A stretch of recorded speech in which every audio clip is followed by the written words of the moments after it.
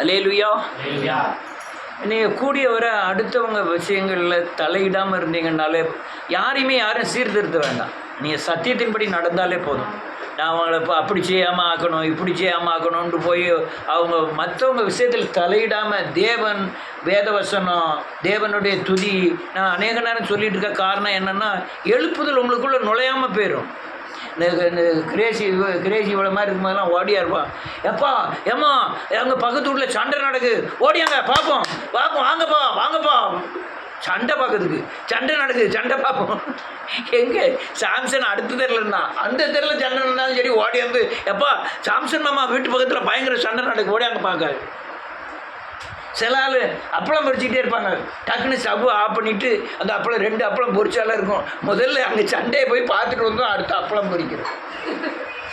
சில ஆள் பால் கொதிச்சுக்கிட்டு இருக்கும், அதை கூட ஆஃப் பண்ணாமல் போயிடுறது, இங்கே பால் பொங்கிடும். இது இது இது இவ்வளவு தூரம் நம்முடைய எண்ணங்கள் அடுத்தவங்க பிரச்சனையில் தலையிடுவதற்கு துடிக்கி. இது உங்கள் எழுப்புதலை தடை பண்ணோம். அவங்க எப்படி இருந்துட்டு போகிறாங்க நமக்கு பிரச்சனை இல்லை. ஏதோ காதில் பட்டுதா, அந்த காதில் பட்டது கூட இருதயத்துக்கு போகாமல் உங்களை பாதுகாத்துக்கிட்டது நல்லது. அநேகர் அந்த அடுத்தவங்க விஷயத்தில் தலையிடுறதுனால தான் சத்தியம் அவங்களுக்குள்ளே நிற்கப்பட்டது. பல காரணங்களில் இது முக்கியமான காரணம். ஆமீன். நான் பேப்பர் பார்க்குறது உண்டு, செய்தி பார்க்குறது உண்டு. எல்லாம் முழுமையாலாம் பார்க்க மாட்டேன். செய்தி பேப்பர் எடுத்து வாசிப்பேன். ஸ்டாலின் அவர்கள் சங்கரங்கோயில் தேர்தல் பரப்புரை, எடப்பாடி அவர்கள் தூத்துக்குடியில் பரப்புரை, அதுக்கப்புறம் உள்ளே போயெல்லாம் என்ன பரப்புரை அவர் பரப்புரை பண்ணான்னா பண்ணாமல் போனான் நமக்கு என்ன. அல்லேலூயா அல்லேலூயா. இதை நல்லா புரிஞ்சுக்கிடுங்க. இதுதான் இந்த இப்படி சின்ன சின்ன காரியங்கள் தான் நீங்கள் தேவனை சார்ந்து விடாமையும் தேவனை பின்பற்றி தேவன் மூலமாக வர்ற பலத்தை பெற்று உலகத்தை ஜெயிக்க முடியாமல் தடை பண்ணுகிற பொல்லாத சக்திகள். அல்லேலூயா. நான் ஒரு காரியத்தை மாத்திரம் சொல்லிவிட்டு அதுக்கப்புறம் நம்ம முடிக்க போகிறோம். இயேசுவின் நாமத்தினாலே. ஆண்டவர் ஒரு அதிசயமானவர். நான் பார்க்கும்போது இயேசுநாதர் பிறப்பதற்கு முன்பாகவே, நாம் பாவம் செய்வதற்கு முன்பாகவே, நமக்கு அறிவில் உருவாவதற்கு முன்னாகவே நமக்காய் அடிக்கப்பட்டுட்டார். எப்போ? உலக தோற்றத்திற்கு முன்னே தேவ ஆட்டுக்குட்டியான இயேசு கிறிஸ்து அடிக்கப்பட்டுட்டார். அடிக்கப்பட்டுட்டு ஆதாமையும் ஏவாளையும் உண்டாக்குறார். அல்லேலூயா. உண்டாக்கி அவனுக்கு சட்ட திட்டங்கள்லாம் வைத்து இதை சாப்பிடலாம், இதை சாப்பிடக்கூடாது, அவர் மேலே இருந்த மகிமையை அவனுக்கு வைத்து, அவர் மேலே இருந்த அதிகாரத்தை கொடுத்து, அவர் இயேசுநாதருடைய கர்த்தருடைய சாயலை அவனுக்கு கொடுத்து, அவனை படைத்து இந்த பழத்தை புசிக்கலாம் புசிக்கக்கூடாதுன்னு சட்ட திட்டங்களை வைத்தார். சட்ட திட்டங்களை வச்சவர் டக்குன்னு மீறிட்டான். அல்லேலூயா. மீறின உடனே ஒரு அல்லேலூயா ஒரு ஆட்டுக்குட்டியை உடனே அடித்து, உடனே அவர் ஆட்டுக்குட்டியை அடித்தாதான் பலி தீரும், அல்லது நீ செய்த பாவத்துக்கு உண்டான நிவர்த்தி இந்த ஆட்டுக்குட்டி தான் சொல்லி இந்த ஆட்டுக்குட்டியை அடித்து அவருக்கு வெளிப்படுத்தினார். அல்லேலூயா. அடுத்த சந்ததி வந்தது. அடுத்த சந்ததி யாரு? ஆதாம் ஏவாளுக்கு அடுத்த சந்ததி யாரு? காயின் ஆபேல். காயின் பாவம் செய்ய ஆரம்பிச்சிட்டான். அவன் எடுப்பிலே கொலைதான். அடுத்தால பொய் இந்த இதெல்லாம் கிடையாது, டைரக்டா கொலைதான். ஆனா அவனை விடுவிக்கணும்னு புத்தி சொன்னாரு, அவன் மேல அடையாளத்தை போட்டாரு. அதுக்கப்புறம் சந்ததி பெருகிச்சு. நோவா காலம் வரை பூமியானது ரொம்ப சீர்கட்டு போச்சு. உடனே தான் அவர் பலியை அலலியா கொண்டு வந்து, நீ சுத்தமான பிராணிகள் என்ன செய்யி பலியிடுன்னு சொல்லி பலியிட சொல்லி அதுக்கப்புறம் சந்ததி பெறுகிறது. சந்ததி பெருகி வருது, ஏகப்பட்ட சந்ததி ஆயிட்டு. அல்லேலூயா. மோசே காலத்திலாம் அவர் பிரமாணங்களை ஏற்படுத்துகிறார், சட்ட திட்டங்களை வகுக்கிறார், உடன்படிக்கையை ஏற்படுத்துகிறார். நான் வாசிக்கும் போது மோசே இருந்த அதே அரண்மனைக்கு தான் யார் வரா? யோசேப்பு. மோசே எந்த அரண்மனையில் இருந்தானோ அதே அரண்மனையில் தான் இவன் யோசேப்பு வரான். யோசேப்பை 80 வருஷம் இங்கே உள்ள உட்கார சொன்னவர் மோசே 80 வருஷம் அங்கே உள்ள உட்கார சொல்லலை.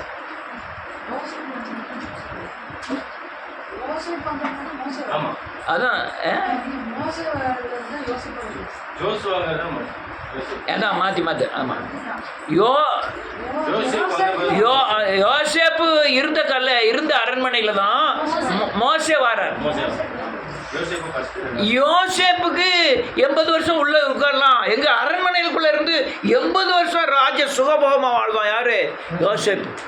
ஆனா அதே அரண்மனைக்கு தான் திரும்பி யாராராம் தாத்தா பேரன் பேராண்டி பூட்டனாண்டி யாரும் பூட்டன் 400 வருஷத்துக்கு அப்புறம் பூட்டன் வாரான். அந்த பூட்டனாகிய மோசே அந்த கல்லறையில் அந்த அரண்மனையில் இருக்கக்கூடாதுன்ட்டார் ஆண்டவர். அல்லேலூயா. அப்போ 2 பேருக்கும் அழைப்புகள் வேறு, 2 பேருக்கும் உருவாக்குதல் வேறு. மோசையை கொண்டு வந்தார். மோசே 6 லட்சம் பேர் நடத்திட்டு வரான். வந்த உடனே ஒரு அல்லேலூயா நன்றியோடு கூட துதிக்கிறேன், நியாய பிரமாணத்தை கொண்டு வருகிறார். நியாய பிரமாணம் என்னன்னா, நீ செய்கிற பாவத்தை இது பாவம்னு சொல்லும். நியாயமான பிரமாணம், நியாயமான சட்டத்திட்டம். அந்த பிரமாணத்தை மட்டும் எழுதின ஒரு குற்றத்தை மட்டும் கண்டுபிடிக்கல, குற்றத்துக்கு உண்டான தண்டனையும் சொன்னார். தண்டனையில் ரொம்ப பேர் பாதிக்கப்பட்டார். என்ன தண்டனை? கண்ணுக்கு கண், பல்லுக்கு பல். இப்படி பயங்கரமான தண்டனை வந்தோன்னா மக்கள் பாதிக்கப்பட்டோன்னு, அந்த பாதிக்கப்பட்டதும் அல்லாமல் அவன் செய்த பாவத்துக்கு உண்டான நிவர்த்தி இல்லாமல் போயிட்டு உடனே தான் அவர் திரும்பி பலியை கொண்டு வந்தார். அல்லேலூயா. என்ன பலி? ஆடு, மாடு, புறா குஞ்சு, கிடாரி இதெல்லாம் கொண்டு வந்து பலியிட்டார்கள். இந்த பலியோடு கூட அல்லேலூயா நன்றி இரத்தத்தினாலே மனுஷனோடு உடன்படிக்கை பண்ணினார். அல்லேலூயா. இந்த உடன்படிக்கைக்குள்ள இருக்கிற எல்லா காரியமும் நீங்க நிறைவேற்ற வேண்டும். அதுல என்னெல்லாம் இருந்தது வாசிப்போம். எபிரேயரின் புஸ்தகம் 9வது அதிகாரம்.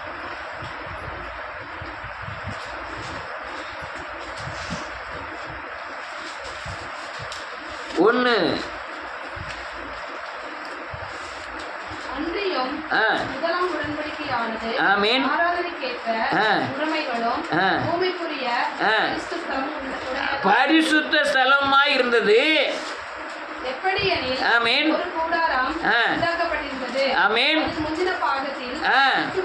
குத்துவிளக்கு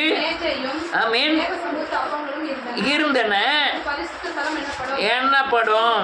வரும் போதும். வேதம் சொல்லுது அதுல குத்துவிளக்கு இருந்தது. எதுக்கு குத்துவிளக்கு? இருக்கு துதிக்க. அந்த விளக்கு எப்பவுமே என்ன செஞ்சிருமா? எரிஞ்சு கொண்டே இருக்கணுமா. தேவ சமூகத்து அப்பம் இருந்தது, மேஜை இருந்தது. இது பரிசுத்த ஸ்தலம் என்னப்பட்டது. அல்லேலூயா. இது உடன்படிக்கைக்கு முந்தி போவதுக்கு முந்தி அங்கே ஒரு தண்ணி தொட்டி இருந்தது. அங்கே கழுவிட்டு தான் எங்கே போனோம்? ரெண்டாம் இடத்துக்கு போனோம். முதல் இடம் சூரியனால் வருகிற ஒளி, 2வது இடம் இந்த அப்பமாகிய வேத வசனத்தினால் வருகிற ஒளி. இந்த நீங்கள் மூலஸ்தானம் இந்த அமைப்பில் தான் இந்து கோயிலே கட்டப்பட்டிருக்கு. முதல்ல மூலஸ்தானம், அதுக்கப்புறம் சுற்றிச்சுள்ள வெளிப்புற தோற்றம், அதுக்கப்புறம் வெளிப்புற தோற்றம். எல்லாம் போயிருக்கோம் நினைக்கிறேன். இந்து கோயிலுக்கு போயிருக்கோமா இல்லையா? மூலஸ்தானத்தில் தான் மகிமையின் ஒளிக்குள்ளே இருக்கும். இந்த இந்த அப்பத்தின் ஒளிக்குள்ளே வந்திருக்கிறத நம்ம கை கொள்ளணும். இப்போ அநேக கிறிஸ்தவர்கள் தன்னை தான் நடத்தாம அடுத்தவங்களை நடத்த ஆரம்பிக்கிறாங்க. இல்லையா? அடுத்தவங்களை நடத்துறது ரொம்ப வேணும். நீங்க கை கொள்ளாம அடுத்தவங்களை நடத்தக்கூடாது. நான் பிரசங்கியார், நான் கை கொள்ளாம நான் வேதவசனத்தை சொல்லக்கூடாது. ஆனா மக்கள் என்ன செய்றாங்க? தான் போய் சொல்லுவாங்களாம், அடுத்தவங்களை நான் நீதியா நடக்க மாட்டேன், நான் இந்த வசனத்துக்கு இணங்க மாட்டேன், நான் இயேசுநாதருக்கு கை கொள்ள மாட்டேன். ஆனா நீ கை கொள்ளணும்னு தான் போதிச்சுட்டு இருக்கான். அநேக தீர்க்கதரிசிகளை பார்த்துருக்கேன். அவங்க வீட்டில் 1000 ஓட்டை, ஆனால் நான் இயேசுவை பார்த்தேன். ஒரு அம்மா என்கிட்ட சொல்லுது, நான் பரலோகத்துக்கு போனேன். பவுல் குட்டையா இருந்தார், எலியா வழுக்கு மண்டையா இருந்தார், யோவானை பார்க்க மேலெல்லாம் எண்ணெய் காயமா பொத்து இருந்தது. இதான் பைபிளில் இருக்க, இதான் பைபிளில் இருக்க. இல்லதெல்லாம் சொல்லணும். பரலோகத்துக்கு ஏறினவன் ஒருவனும் இல்லை, ஒருவன் இறங்கினவன் ஒருவனும் இல்லை. இயேசுநாதரை தவிர மேலே யாருன்னு வருவனும் இல்லை, இறங்கினவன் ஒருவனும் இல்லை. ரைட், இயேசுவின் நாமத்தினால். இந்த உடன்படிக்கை, அடுத்த உடன்படிக்கை ஏன் எட்டி பார்க்குறீங்க? உங்களை தகுதிப்படுத்துங்க, உங்களை தகுதிப்படுத்தி உங்களை ஆவியினால் ஏவுதலை பெறுங்க. நீங்கள் அடுத்தவங்களை குற்றவாளியாய் தீர்ப்பதற்கு முன்பாக உங்களை குற்றவாளியாய் தீர்த்து நீங்கள் இயேசுவின் இரத்தத்தினாலே கழுவப்பட்டு ஆண்டவருடைய ஏவுதல் இருந்தால் அடுத்தவங்களை நீங்கள் முயற்சி பண்ணணும். ஆமென். நான் என்னுடைய ஆண்டவருடைய எனக்கே பொய் இருக்கு, நீ அடுத்தவனை பொய் சொல்லக்கூடாதுன்னு ஏன் கேட்க? அடுத்தவன் உடன்படிக்கை பற்றி ஏன் எட்டி பார்க்குறீங்க? ஒரு வசனத்தை வாசிப்போம். இதில் இயேசுவின் நாமத்தினால 1 சாமுவேலின் புத்தகம் 6வது அதிகாரம் 17-19 தெரியல.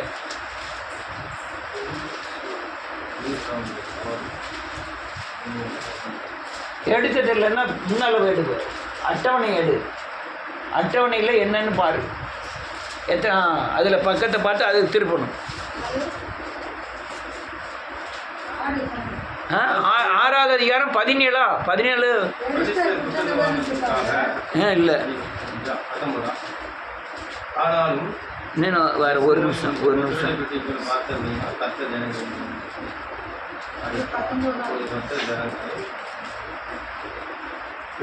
நான் எடுத்து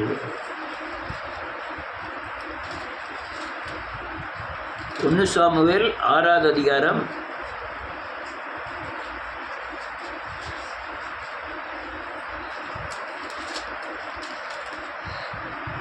19. ஆனாலும் ஆமென் பார்த்தபடினால் அடித்தார். ஆமென். எட்டி பார்த்ததுக்கு அடிச்சிட்டாரு.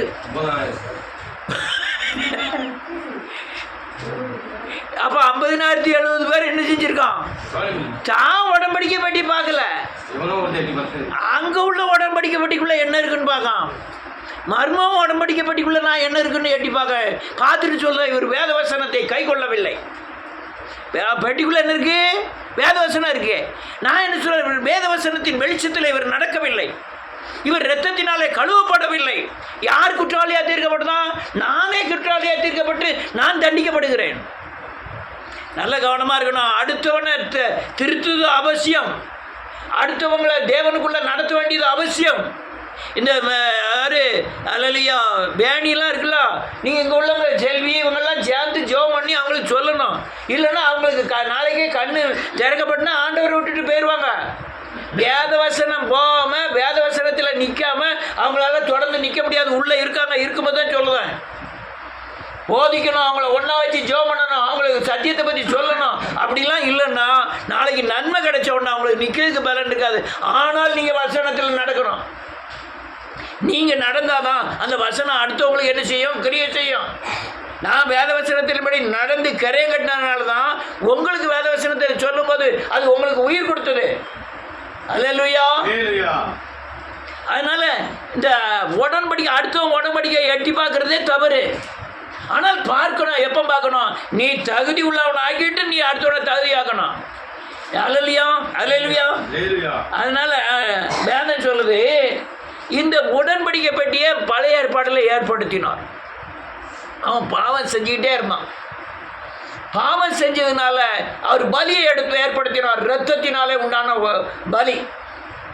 அப்போ உடன்படிக்கை பற்றிய நியாயப்பிரமாணத்தை எழுதும்போது ஒரு கல்லை எடுத்து வந்து அந்த கல்லில் தன் விரலை வச்சு நியாயப்பிரமாணங்களை எழுதி கொடுத்தார். யாரு?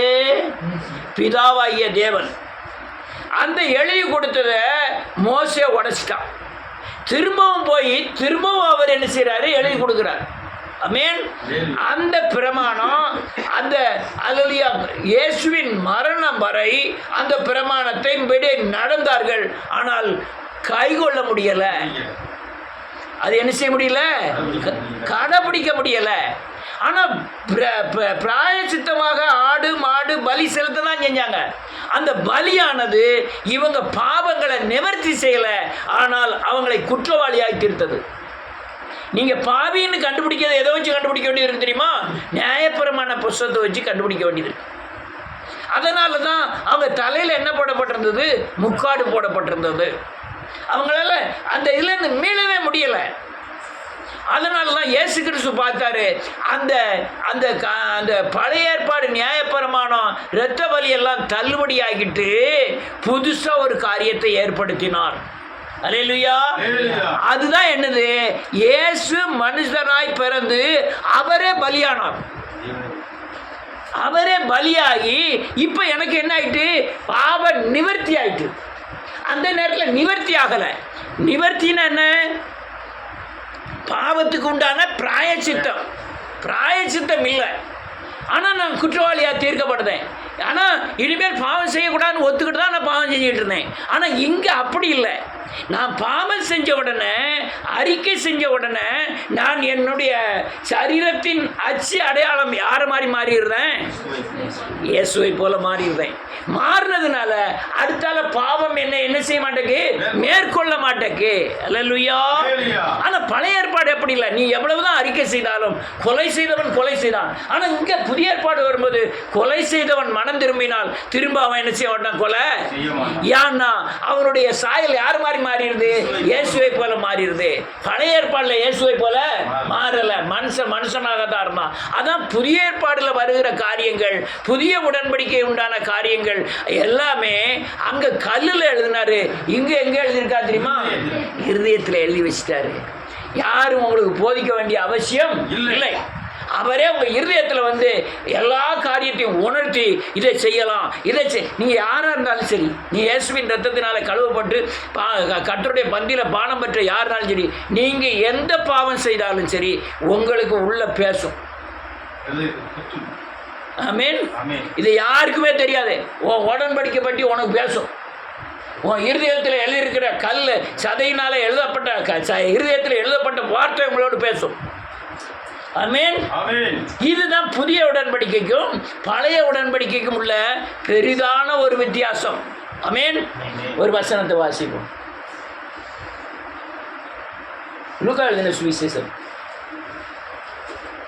22வது அதிகாரம். கொஞ்சம் டக்கு டக்குன்னு வாசி முடிச்சுடுவோம். 22வது அதிகாரம் 20வது வசனம். ஆமென்.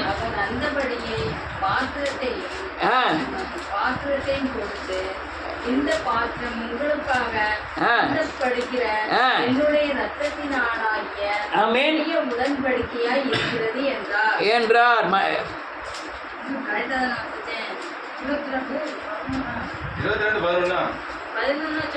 லூக்கா 22:20. ஆமென். நான் மற்ற 22:20 போய் பார்த்துக்கிட்டு இருக்கேன். வாசிங்க. போஜனம் பண்ணின பின்பு பாத்திரத்தையும் கொடுத்து, இந்த பாத்திரம் உங்களுக்காக சிந்தப்படுகிற என்னுடைய இரத்தமாய் இருக்கிறது. இதுதான் என்னது? புதிய உடன்படிக்கை. எந்த பாத்திரம்? அவர் நம்முடைய பாத்திரத்தையா சொல்றாரு? அவருடைய. அது என்ன பாத்திரம்? ஒண்ணுமே இல்லை. தங்க சில்லர் பாத்திரமா, மண் சட்டி பாத்திரமா? அவர் தான் என்ன சொல்றாரு? பாத்திரமா சொல்றாரு. இந்த பாத்திரம் உங்களுக்காக சிந்தப்படுகிற இரத்தமாய் இருக்கிற. இது உங்களுக்கும் எனக்கும் புதிய கவனன்ட், புதிய உடன்படிக்கை. அந்த உடன்படிக்கை புதிய ஒப்பந்தம், அக்ரிமெண்ட். உங்களோட நான் உடன்படிக்கை பண்றேன். என்னை நினைவு, அல்லேலூயா, மரணத்தை நினைவு கூறும் போதெல்லாம், என்னுடைய மரணத்தை இது பானம் பண்ணும் பொழுதெல்லாம் என் மரணத்தை என்ன செய்யுங்க? நினைவு கூறுங்கள். அந்த நினைவு கூர்ந்தா என்ன நடக்கும்? என்னுடைய சொல்லுங்க, என்னுடைய சரீரத்தில் பிசாசு கிரியை செய்கிற பாவத்தை நீக்கி இயேசுவை போல மாற்றுக்குண்டான உடன்படிக்கை. என்னோட என்ன உடன்படிக்கை? அவரை போல என்ன செய்யணும்? மாற்றணும். மாற்றினா யாரோட அதிகாரம் கிடையாது. பிசாசு என்னை மேற்கொள்ள மாட்டாது. சர்ப்பங்களையும் தேள்களையும் எடுக்கவும் சத்துருவின் சகல வல்லமை மேற்கொள்ள எனக்கு அதிகாரம் கொடுத்திருக்கிறார். ஒன்றும் என்னை அப்ப இவ்வளவு நாள் என்ன செய்யுது? சரீரத்தில் சேதப்படுத்திக்கிட்டு இருக்கு. அல்லேலூயா. புதிய உடன்படிக்கையின் மூலமாய் பிசாசின் மேல் நான் என்ன பெற்றேன்? அதிகாரம் பெற்றேன். ஆமென். அதிகாரம் பெற்றேன். நீங்க பானத்தை பண்ணுவதில்லை, அப்பத்தை புசிப்பதில்லை, நினைவு கூறுவது. பாத்திரத்தில் பானம் பண்ணும்போதெல்லாம் என்ன நினைச்சீங்க? என்ன நினைவுங்க? என் பாவத்திற்காக சாபத்திற்காக கல்வாரி சிலுவையில் இவர் என்ன செய்யப்பட்டாரு? அடிக்கப்பட்டாரு அப்படின்னு நினைவு கூறுங்கள் அப்படின்னு சொன்னார். இந்த ரத்தம் என்ன செய்தான்னு பார்ப்போம். வெளிப்படுத்துகிற விஷயத்தை 12வது அதிகாரம். ரத்தம்ங்கிறத பலின்னு வாசிங்க. 11வது வசனம்.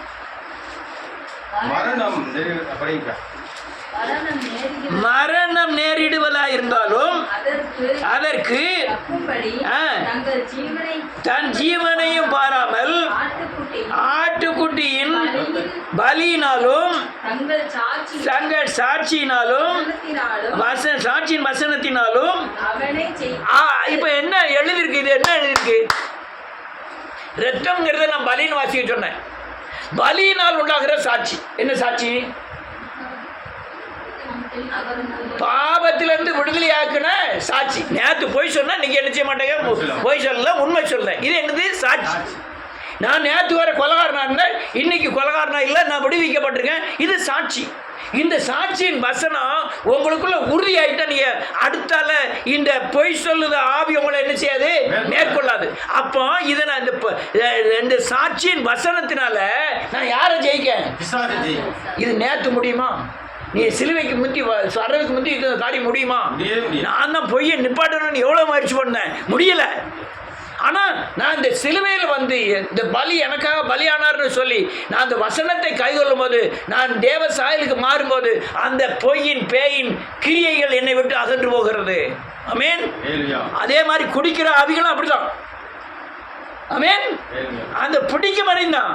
அது விட்டு என்னை மாதிரி பெரும் குடிக்கார நான் பார்த்துருக்க முடியாது.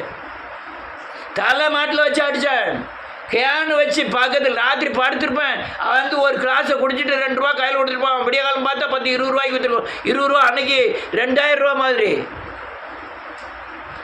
கேனு வச்சு விற்றேன். ஆனால் விடவே முடியல என்னால். ஆனால் இயேசுவின் அந்த அந்த அந்த இயேசு எனக்காய் பலியானார். அந்த ரத்தம் தான் என்னை பரிசுத்தமாக்கியது. அல்லேலூயா. இன்னொரு வசனத்தை வாசிப்போம். அல்லேலூயா. ஒன்னியாமான் 1வது அதிகாரம்.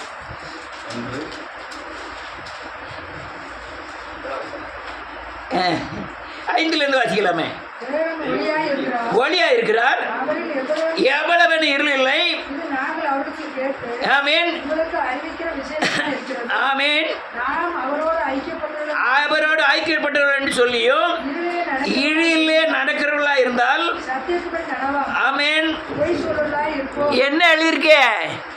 நான் சாட்சியின் வசனத்தினால விடுதலையாக்கப்பட்டேன்னு சொல்லி நீங்க இருளுக்குள்ள இருந்தா நீங்க தேவன் ஐக்கியம் இல்லைன்னு அர்த்தம். உங்கள்கிட்ட ஒளி இல்லைன்னு அர்த்தம், இருளா இருக்குன்னு அர்த்தம். அடுத்த வசனம், அவர் ஒளியிலே இருக்கிறது போல. நான் தெளிவா சொல்லுங்க. நீங்க ஒளி, அவர் ஒளியில இருக்கிற மாதிரி நீங்க ஒளியில இருக்கணும். ஒளினா என்ன அர்த்தம்? பாவம் இல்லாத பரிசுத்தம். என்னது? பரிசுத்தம் ஒளி.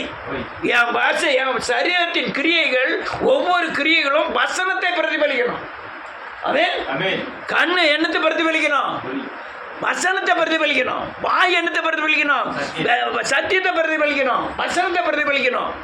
என் காது அச்சு அடையாளமாய் மாறணும் வசனத்திற்கு. அப்படி மாறினா நான் இருளில் இல்லை, எங்க இருக்கேன்? வெளியில இருக்கேன், ஒளியில இருக்கேன். அடுத்த இருக்கு. ஆமென். கவலைப்படாதீங்க, முடியலையா? அவருடைய ரத்தம் இன்னைக்கு இல்லை நாளைக்கு, நாளைக்கு இல்லை நாளை கழிச்சு, நாளை கழிச்சு இல்லை, ஒரு நாள் உன் பாவத்தை நீக்கி சுத்திகரிக்கும். என்னது? இயேசுவின் ரத்தம். விடாதீங்க இயேசுவை. உங்க சரீர முயற்சினால உங்க பாவத்தில் இருந்து விடுதலை ஆக முடியாது. உங்க சரீர முயற்சினால உங்க பிசாசை நீங்க ஜெயிக்கவே முடியாது. எதனால முடியும்? இயேசுவின் சிலுவையின் இரத்தத்தினால் மட்டும்தான் முடியும். அவர் சகல பாவங்களையும், என்ன பாவங்களை? சகலன்னா என்ன அர்த்தம்? எல்லா பாவம். அதுல விபச்சாரமும் அடங்கும், கொலை பாதகமும் அடங்கும். அதெல்லாம் அடங்காத ஒரு பாவமும் கிடையாது. எது சுத்திகரிக்குமா? இயேசுவின் ரத்தம்னா என்னது? பலி. நம்ம இயேசுவின் பலி நம்ம சகல பாவங்களை நீக்கி என்ன செய்யுமா? சுத்திகரிச்சிடும். நீங்க எங்க பாவத்துக்கு இடம் கொடுக்கீங்களோ அங்க பிசாசுக்கு இடம் கொடுக்குறோம். என்னது? பாவத்துக்கு இடம் கொடுக்குறவங்க எதுக்கு இடம் கொடுக்குறோம்? பிசாசு வந்தாலும் உங்கள் வீட்டில் வந்து சும்மா உட்காந்துட்டா போவான், நஷ்டப்படுத்திடுவான், உயிரை நஷ்டப்படுத்துவான், சரீரத்தை நஷ்டப்படுத்துவான், சமாதானத்தை நஷ்டப்படுத்துவான், துக்கத்தை கொண்டு வருவான். மாறிலால அடிச்சு தூரப்படுத்தணும். என்னத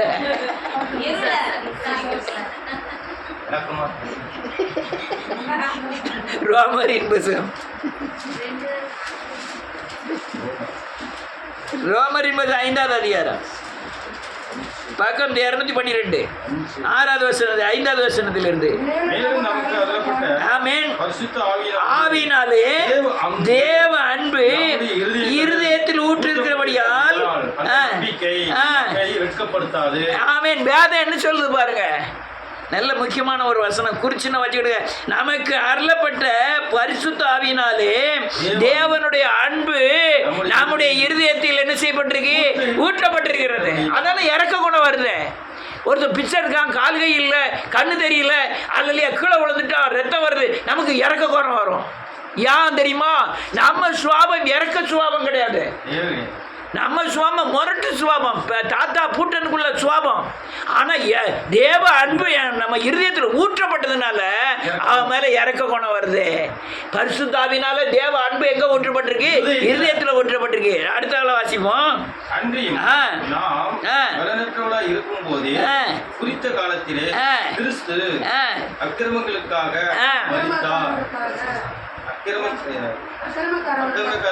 மரித்தார். என்ன எழுதிருக்கு பாருங்க. நான் பலனற்றவர்கள் என்ன அர்த்தம்? பலசாலி பரிசுத்தவான். பலனற்றவன் பாவி. நான் பாவியா இருக்கும்போதே கிறிஸ்து இயேசு என்ன செஞ்சிருக்கிறாரு? மரித்திருக்கிறாரு. மரித்ததுனால குறித்த காலத்தில் கிறிஸ்து அக்கிரமக்காக மரித்தார். அதனால நீதிமானுக்காக ஒருவன் மரிக்கிறது அரிது.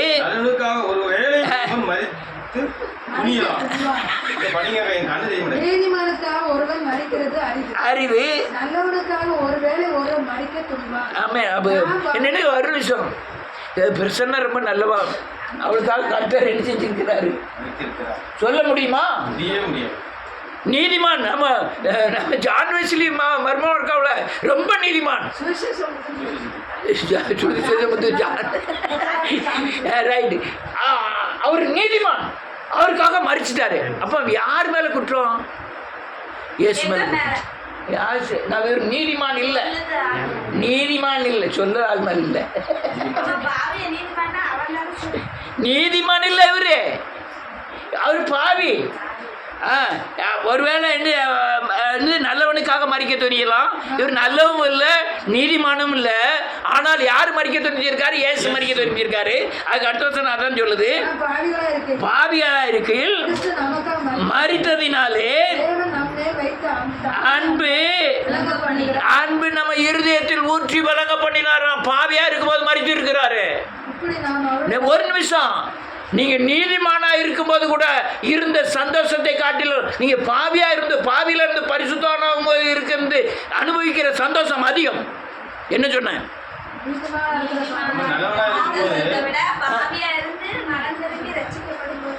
பரிசுத்தமா வரும்போதுல அதுல இருக்க சந்தோஷம் இருக்கலாம், பயங்கர சந்தோஷமா இருக்கும். நான் நீதிமானா இருக்கும்போது பெரிய சந்தோஷம் எல்லாம் கிடையாது. நீ அல்லையா பாவியா இருந்து பரிசுத்தமான ஆகி பாருங்க, பயங்கர. அதை மறக்கவே முடியாது, அதை மறக்கவே முடியாது. நானே என்ன நினச்சிருக்கேன், இந்த பைபிளை போட்டு தூக்கி பேசுறதுக்கு எனக்கு யோக்கியதே கிடையாது. யோக்கியன்ல இக்கா யோக்கியன் மருமகெல்லாம் கேட்டா கேட்டுட்டு போய் அவளுக்கு தெரியும் நல்லா.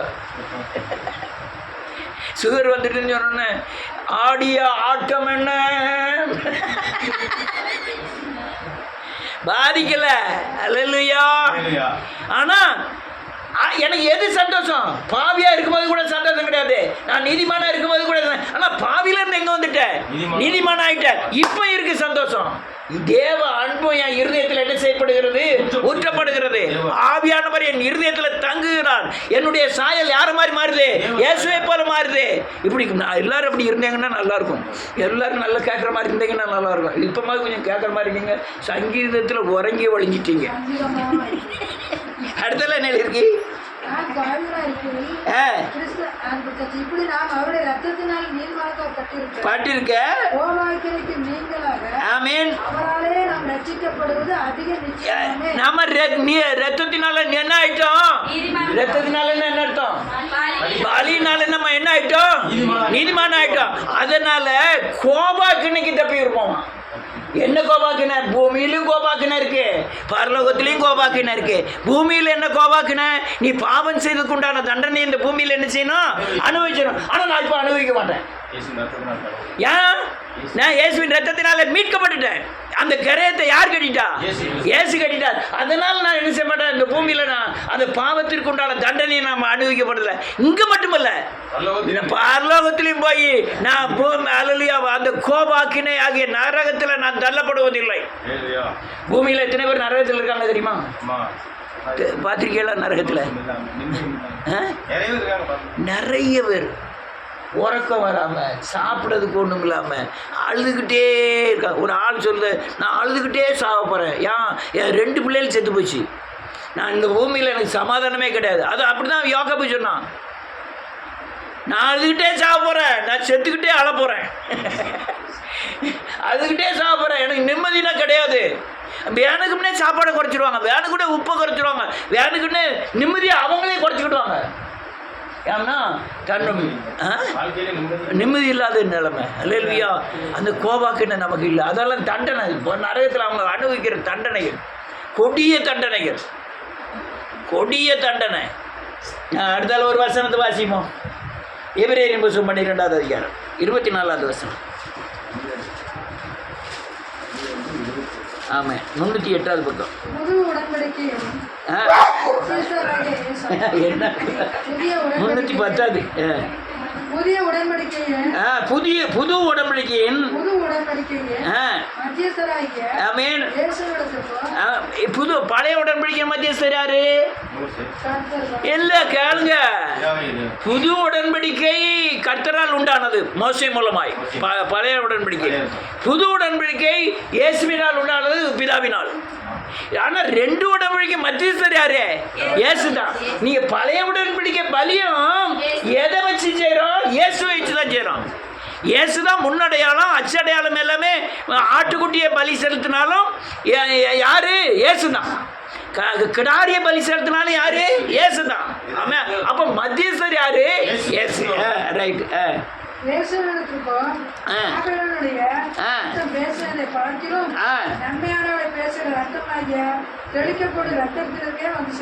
வேதம் சொல்லுது, அல்லேலூயா,